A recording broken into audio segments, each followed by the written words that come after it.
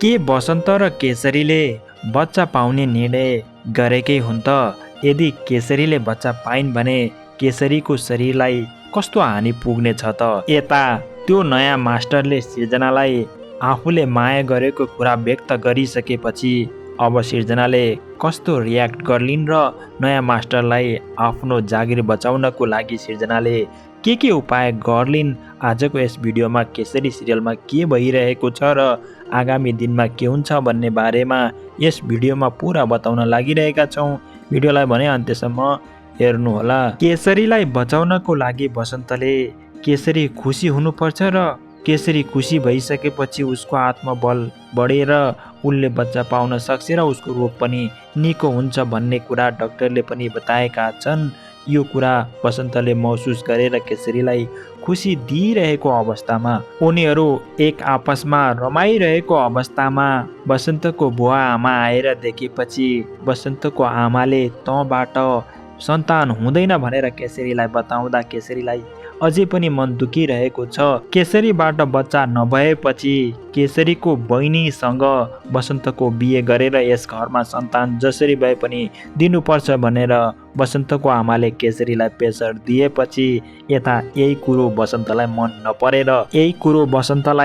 नपरेपछि बसन्त केसरी लिएर अन्त कतै जाने निर्णय गरिसकेका छन् भने बाहिर आएर बसन्तले हात समाएर भन्न थाले कि अब केसरी हामीहरूले जसरी भए पनि सन्तान पाउनुपर्छ, या त हामीले जीवनलाई जोखिम राखेर भए पनि मरिन्छ, अब हामीले सन्तान पाऊँ भन्ने एउटा निर्णय बसन्त र केसरीले गरिसकेका छन्।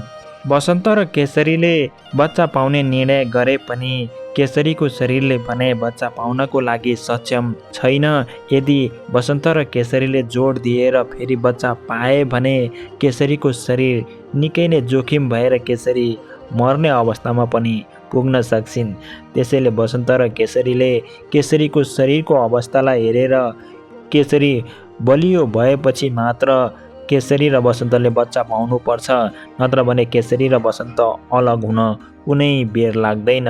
यता मास्टरले सृजनालाई आफूले भित्रभित्र मन पराएको कुरा अवस्था र परिस्थितिले बताएका छन् भने तर सृजनाले मास्टरको मायालाई स्वीकार्न भने सकेकी छैनन्। सृजनाले मास्टरलाई त्यो रूपले हेरेकी रहन्छन् जुन आफ्नो श्रीमान बनाउँछु भन्ने कुरा पनि सृजनाले सोचेकी छैनन् र सृजनाले मास्टरलाई माया गर्दिनन् भन्ने कुरा सृजनाले मास्टरकै अगाडि बताएकी छिन्।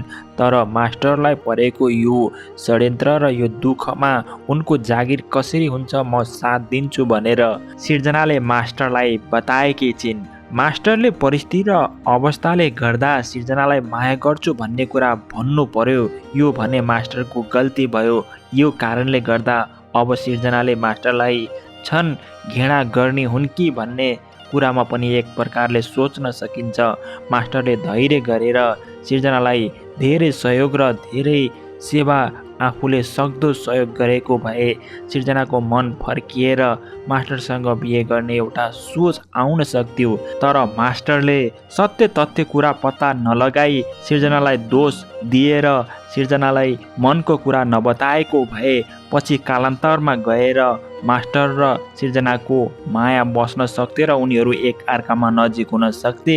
तर अहिले मास्टरले सबै कुरा बताएपछि मास्टरले बताएको समय गलत थियो र मास्टरले केही समय धैर्य गरेर पछि बताउनु पर्ने थियो। तर मास्टरले बताएका छन् यस कुराले गर्दा सृजनालाई केही न केही नरमाइलो भने लागेको छ। यसरी समग्रमा हेर्ने हो भने केसरी सिरियलमा बसन्तलाई आफ्नो घर परिवार बुवा आमा र आफ्नो श्रीमती केसरीलाई एकै साथमा राख्नको लागि बसन्तलाई धेरै गाह्रो भइरहेको देखिएको छ भने यता सृजनालाई मास्टरसँगको सम्बन्ध कहीँ कतै अब नराम्रो हुन्छ र उनीहरू छुटिन्छन् कि भन्ने पनि देखिएको छ भन्दै आजको केसरी सिरियलको रिभ्युज भिडियो यति नै। फेरि पनि केसरी सिरियलमा के हुन्छन् र कस्तो तरिकाले केसरी सिरियल अगाडि बढिरहेको छ भन्ने बारेमा आगामी भागमा अर्को भिडियो लिएर उपस्थित हुनेछौँ। आजलाई बिदा हुन्छौँ। हस्त धन्यवाद।